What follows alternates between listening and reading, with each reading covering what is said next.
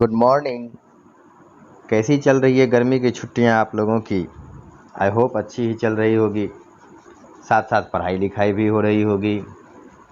चलिए, आज क्लास 10 का लैंग्वेज एंड लिटरेचर का lesson 4 from the diary of Anne Frank ये पढ़ेंगे हम लोग। तो पढ़ने से पहले ज़रा एनी फ्रैंक के बारे में हम लोग जान लें, ये कौन है। उससे पहले मैं कुछ कहना चाहूँगा। दरअसल एनी फ्रैंक किसी भी जान पहचान की मोहताज नहीं है। इनके बारे में पूरा वर्ल्ड जानता है। भला जाने क्यों नहीं? क्योंकि वर्ल्ड वार सेकेंड जब चल रहा था तो उसके बारे में इन्होंने अपनी डायरी में लिखा है। और ये मात्र 14.5 ईयर्स की थी जब इनका डेथ हुआ कंसंट्रेशन कैंप में। तो ऐसे किसी टीनेज गर्ल्स की डायरी पढ़ने के लिए सभी को कुछ न कुछ इंटरेस्ट होता है, जानना चाहता है कि आखिर 14.5 ईयर्स की गर्ल्स क्या ऐसा लिखी जिससे वह वर्ल्ड फेमस हो गई। कुछ तो अच्छा लिखी होगी। अच्छा लिखी यह वर्ल्ड वार के बारे में, हिटलर के शासन के बारे में, और उसके समय में हिटलर के समय में लोगों को क्या परेशानियां होती थीं नन नाजी लोगों को। नन नाजी मतलब जो नाजी वाले नहीं हुआ करते थे।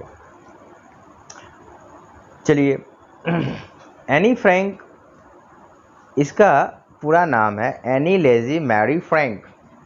जन्म इनका फ्रैंकफर्ट में हुआ था 12 जून 1929 को। फ्रैंकफर्ट जर्मनी में है।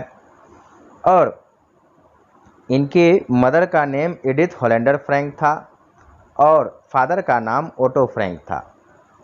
मदर का बर्थ 1900 में और डेथ 1945 में। ओटो फ्रैंक का बर्थ 1889 में और डेथ 1980 में हुआ था।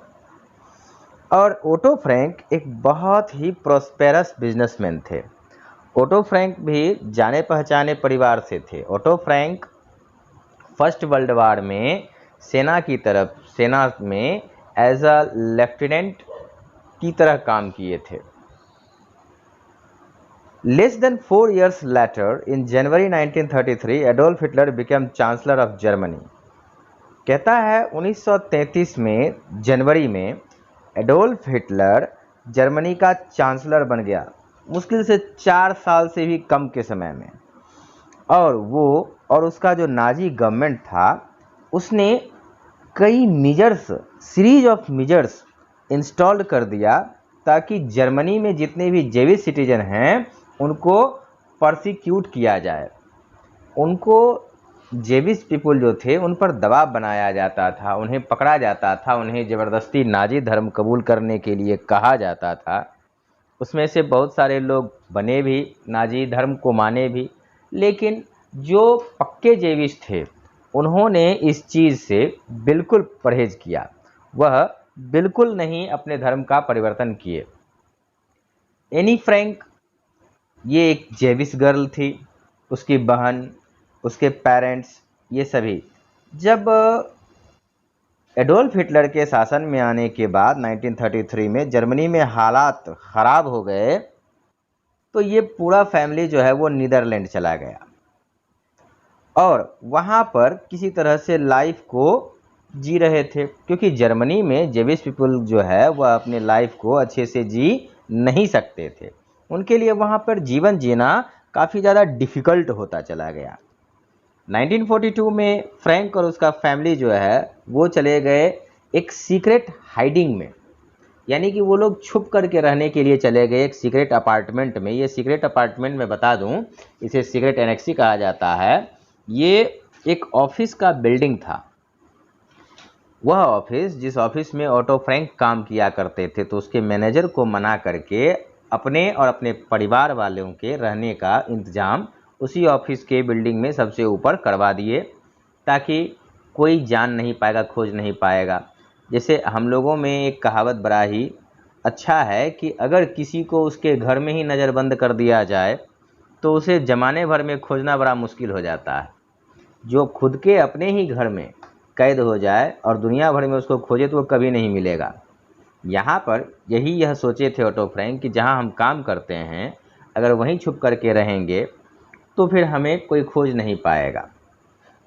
अब देखिए इसमें कुछ बातें ऐसी हैं कि जो उनका अपना घर था, जहाँ वह रह रहे थे, ओटो फ्रैंक अपने फैमिली के साथ, अपने बाल बच्चों के साथ रह रहे थे। 2 बेटी थी उसकी, बड़ी बेटी का नाम मार्गोट फ्रैंक और छोटी का एनी फ्रैंक था। तो जहाँ वो रह रहे थे वहाँ पर रहना जब इनको लगा कि अब मुश्किल हो जाएगा तो ये एक दिन घर आए। घर आने के बाद फैमिली के सभी मेंबर्स को कहे कि जितना कपड़ा पहन सकते हो पहन लो। सभी लोग ज़्यादा से ज़्यादा कपड़ा पहन लिए और ओटो फ्रैंक हमेशा एक अटैची लेकर चलते थे। तो उस अटैची में इन्होंने राशन कार्ड, पैसे और कुछ इम्पोर्टेंट आईडी कार्ड्स वगैरह रख लिए। सभी लोग घर से जब निकले तो पड़ोसी तो पूछते ही हैं, पड़ोसी जो होते हैं वो सबसे बड़े जासूस होते हैं। पड़ोसी पूछ रहे थे ओटो फ्रैंक को कि आप कहाँ जा रहे हैं। तो इन्होंने यह अफवाह फैला दिया कि हम लोग अब एम्स्टर्डम से मूव कर रहे हैं, यहाँ अब नहीं रह पाएंगे। ये अफवाह उन्होंने फैला दिया, लेकिन गए कहाँ? अपने ऑफिस में, जो इसका नाम सीक्रेट एनेक्सी रखा गया है, वहीं पर रहने लगे और छुप करके ऊपर 4 मंजिली इमारत पर रह रहे थे। सबसे ऊपर संडे को जो ऑफ हुआ करता था उस दिन ये लोगों का जीवन बड़ा ख़राब होता था। ये लोग स्वतंत्र रूप से वहाँ पर रह ही नहीं रहे थे, छुप करके रहते थे, लाइट्स जला नहीं सकते थे, ज़्यादा ये क्या कहता है कपड़े जो हैं वह उसे धूप में सुखा नहीं सकते थे, लोगों को पता चल जाता कि ऊपर कोई रहता है। अंधेरे बंद कमरे में दिन भर रात भर रहना है और संडे को पानी वगैरह जो है वो फ्लश नहीं के बराबर करना है ताकि नीचे के लोगों को पता ना चले, अगल बगल के लोगों को कि कोई ऊपर रहता है। संडे को यूजुअली ऑफ रहता है, तो फिर वहाँ अगर पानी गिरेगा तो इसका मतलब है कि लोग रह रहा है। समझिए, समझने की बात है कितनी मुश्किलों का सामना करना पड़ता था इन लोगों को, जो रहते थे अपने अपने घर में, एक अपार्टमेंट जैसे में अब रह रहे हैं, छोटे छोटे कमरों में, एक एक कमरा 2-3 व्यक्ति को शेयर करना पड़ता है। सभी के नहाने का अपना अपना स्थान बनाया जाता है, छोटा छोटा स्थान, वहाँ बैठ कर के रोज लोग नहा लेते हैं। थोड़ा सा पानी में कपड़े को अच्छे सही तरीके से वो साफ़ नहीं कर सकते हैं। किसी तरह से वह लोग रह रहे थे, जान बचा रहे थे किसी तरह से। उन लोगों को उम्मीद थी कि आज नहीं तो कल आज़ादी मिलेगी, फिर हम लोग अपने घर को वापस लौट जाएंगे। तो चलिए हम लोग आगे अब देखते हैं। उतना तो ये पूरा एक नॉवेल है, उसे अगर बताने लगूं तो बहुत लंबा खिंचा जाएगा वीडियो। तो छोटा मोटा जानकारी जो मुझे लगता है कि नहीं बहुत ज़रूरी है, ये मैं आप लोगों को दे रहा हूँ। तो फ्रैंक जो है ये फिर से डिस्कवर्ड हुए 1944 में, यानी कि जब सीक्रेट एनेक्सी में रह रहे थे छुप करके, तो वहाँ से ये पकड़े गए।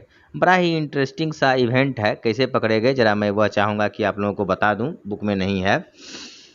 तो मैंने जैसे आपको बताया कि ओटो फ्रैंक जो है वो वहाँ के मैनेजर से मिल करके अपने और अपने फैमिली वालों को छुपा करके रखने का इंतज़ाम करवा लिया।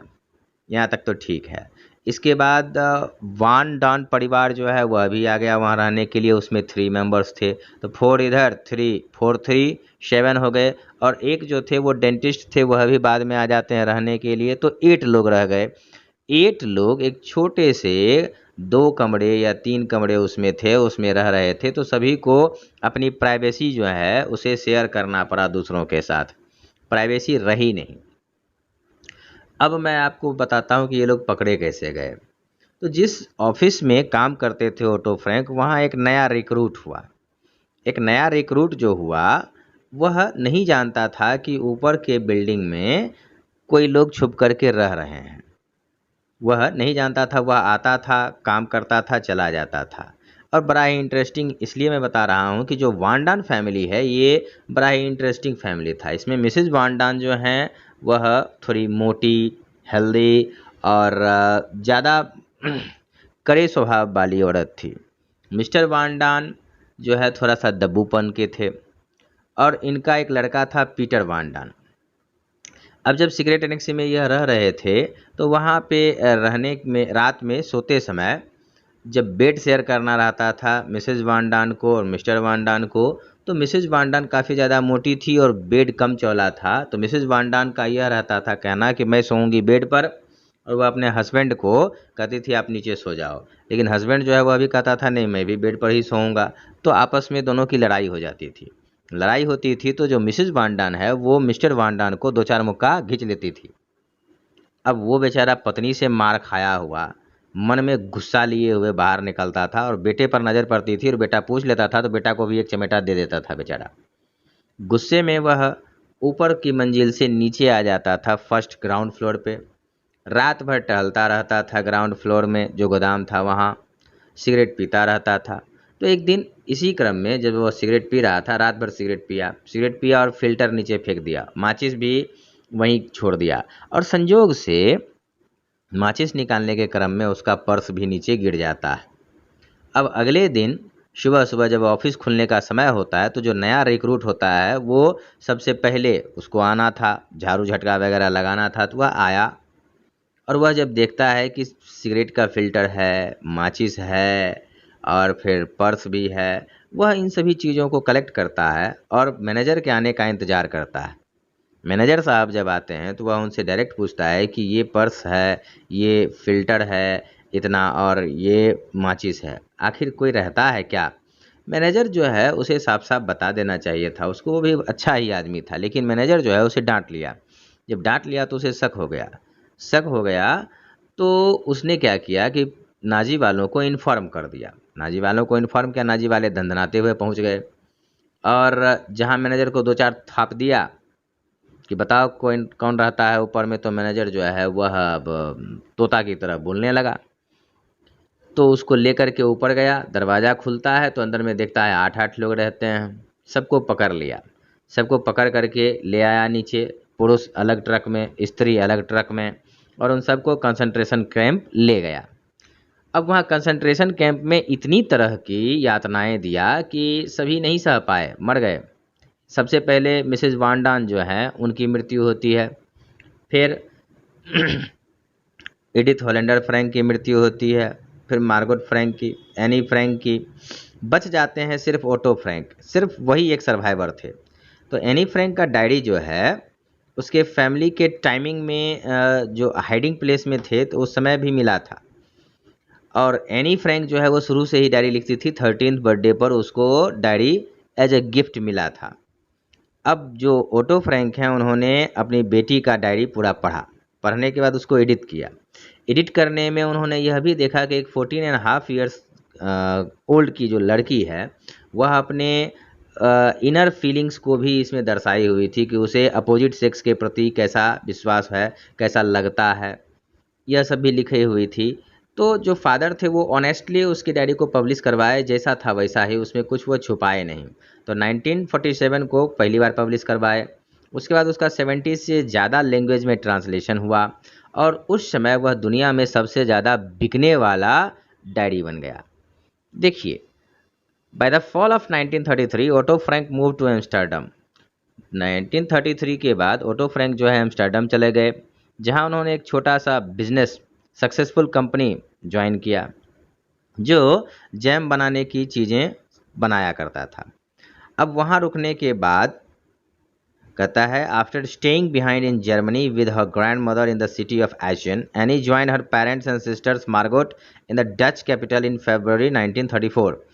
ये लोग जब एम्स्टर्डम चले गए थे तो सबसे पहले ओटो फ्रैंक आए, उसके बाद पत्नी को बुलाए, फिर बड़ी बेटी को बुलाए, फिर छोटी बेटी को बुलाए। तो उससे पहले वह एचएन में अपनी दादी माँ के पास रहा करती थी और एनी फ्रैंक जो है इसे अपनी दादी माँ से बहुत प्रेम था। दादी माँ के मरने के बाद वह अपना बर्थडे बहुत ही नॉर्मल तरीके से मनाई थी और उनका कैंडल जो जलाई थी उसको जले रहने दी थी, बुझने नहीं दी थी।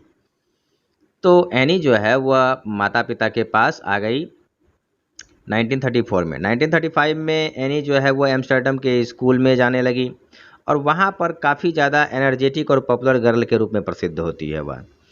मई 1940 में जर्मन्स जो कि वर्ल्ड वार सेकेंड में इंटर कर गए थे सितंबर में पिछले साल ही, उन्होंने नीदरलैंड पर को इन्वेड किया और वहाँ पर जो भी जेविश थे उनका जो जीवन है उसको रेस्ट्रिक्ट कर दिए और काफ़ी डेंजरस हो गया जेविश पीपल का वहाँ रहना।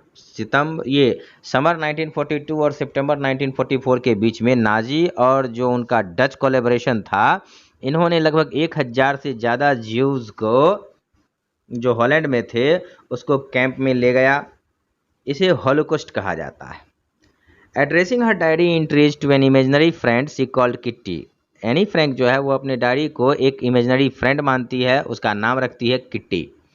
एनी फ्रैंक लिखती है अपने लाइफ के बारे में जब वो हाइडिंग में थी तब भी, और सीक्रेट एनेक्सी में और भी जो लोग थे उनका क्या इंप्रेशन था उसके बारे में भी लिखती है, अपने अकेलेपन के बारे में लिखती है, और प्राइवेसी ख़त्म होने के कारण कितना फ्रस्ट्रेट थी वह इसके बारे में भी लिखती है।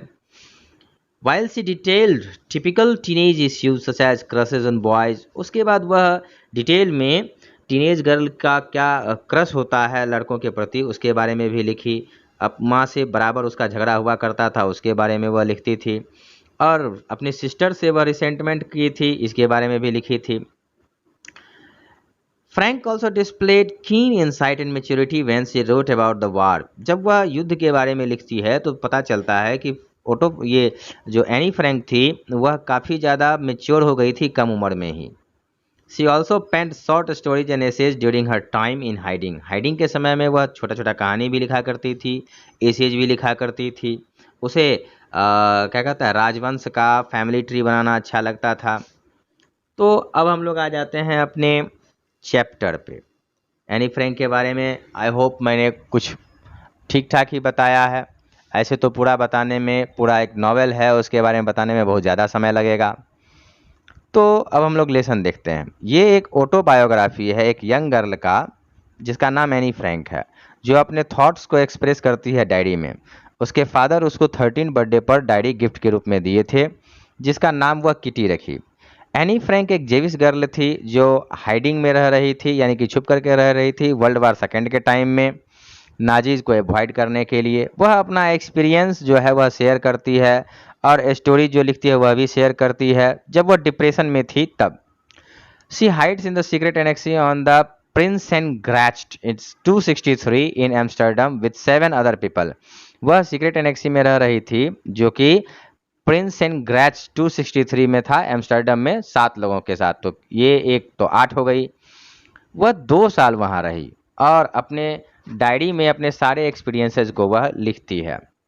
इस प्रकार से वह अपना सारा एनर्जी जो है वह पढ़ाई में देती है, लिखने में देती है, नॉलेज गेन करती है पॉलिटिक्स के बारे में, लिटरेचर के बारे में, इस सब के बारे में वह लिखती है।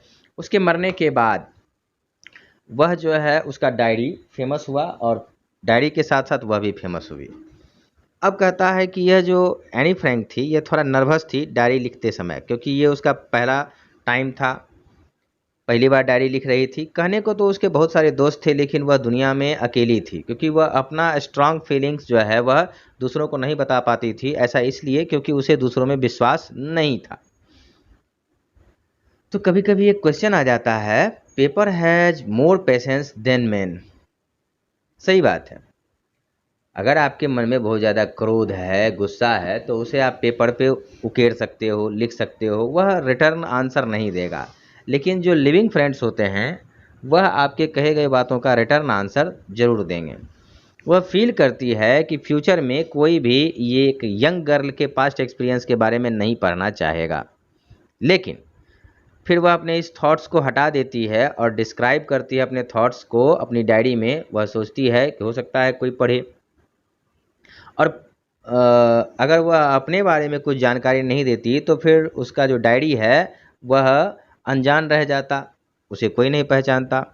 ऑथर जो है काफ़ी लोनली फील करती है। फ्रेंड तो थे लेकिन वह फ्रेंड से इंटीमेट बात नहीं कर सकती थी।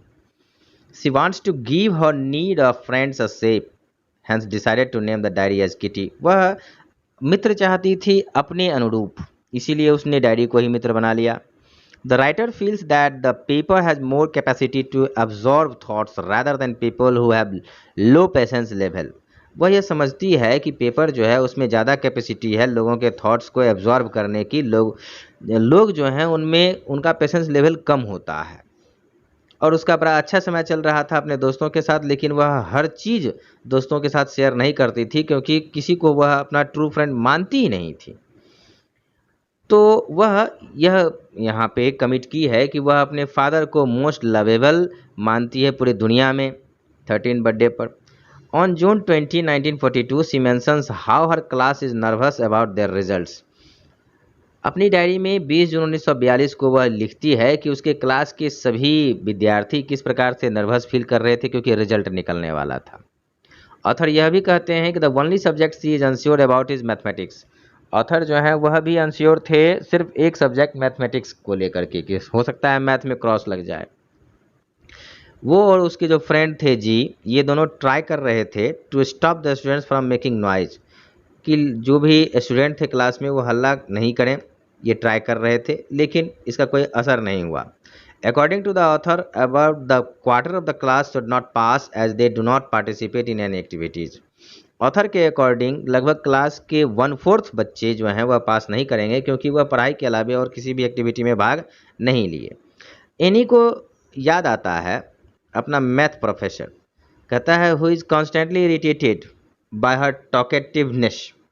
इसके जो मैथ के टीचर थे वह इसके बराबर बात करने की आदत से काफ़ी ज़्यादा गुस्सा हो जाते थे। While talking in his classes he gives her extra homework as punishment. जब वह पढ़ा रहे थे तो एनी फ्रैंक क्लास में बात कर रही थी, तो जो टीचर थे उन्होंने इसे एक्स्ट्रा होमवर्क दे दिया।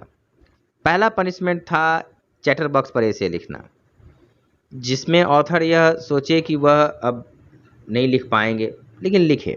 She imagines about the topic and decided to present concrete argument in support of talking.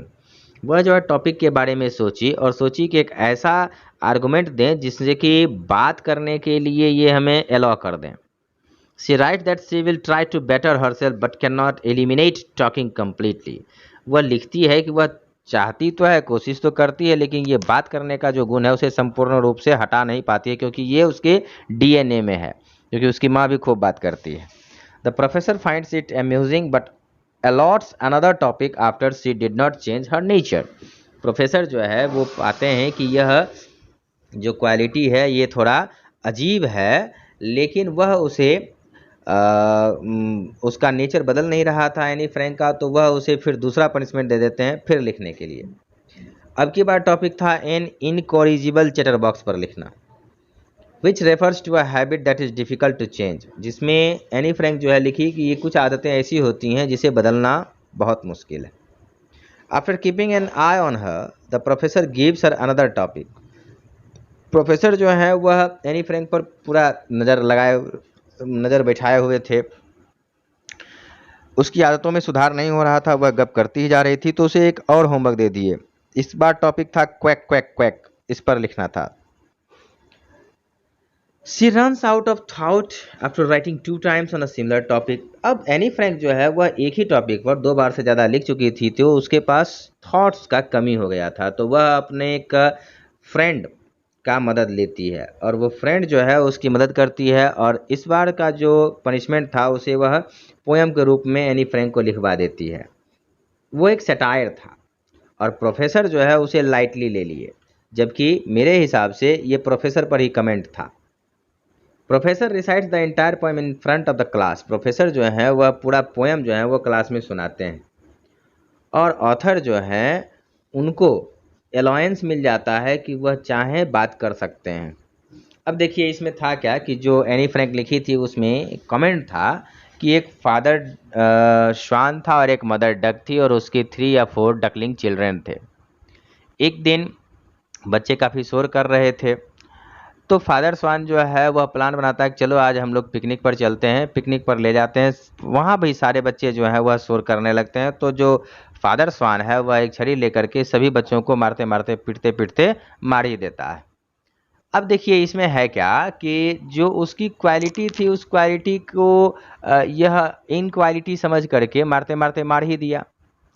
तो यहाँ पर एक तरह से ट्रांसफर्ड मीनिंग था प्रोफेसर पर कि जो बात करना है ये इसकी क्वालिटी है, इसे नहीं रोका जाए, ठीक है।